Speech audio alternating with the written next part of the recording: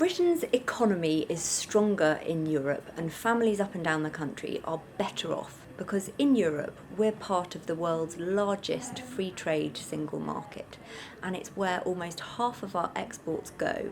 Our businesses can trade freely, we have more investment into our country, and we know exactly what the rules are. If we were to leave, we would put jobs at risk, we would put at risk lower prices in the shops and all of the investment that comes into the UK.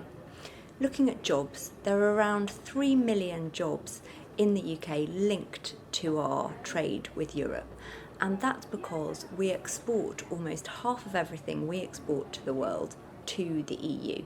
And our businesses do that without any tariffs, without any barriers. They trade freely and it's all really simple. If we were to leave, we don't know what deal we would get with the EU. We would probably have tariffs and barriers, and it would make so much more complication for those businesses wanting to trade. That would mean our exports would be less competitive, and it would put those livelihoods and those businesses at real risk. Economic experts globally all agree that our economy is safer in, from the IMF to the Bank of England to the OECD to the Treasury.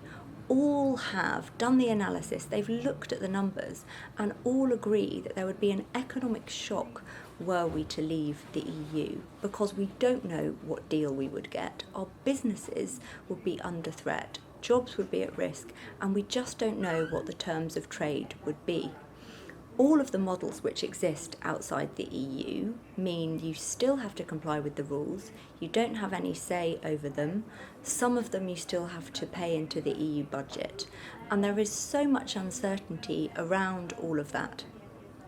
What does that mean for you and your family? Well, the Treasury has looked at the numbers, done in-depth analysis, and worked out that that economic shock would hit the economy and it would be around £4,300 per household. So the shock to the economy broken down per household would be around £4,300.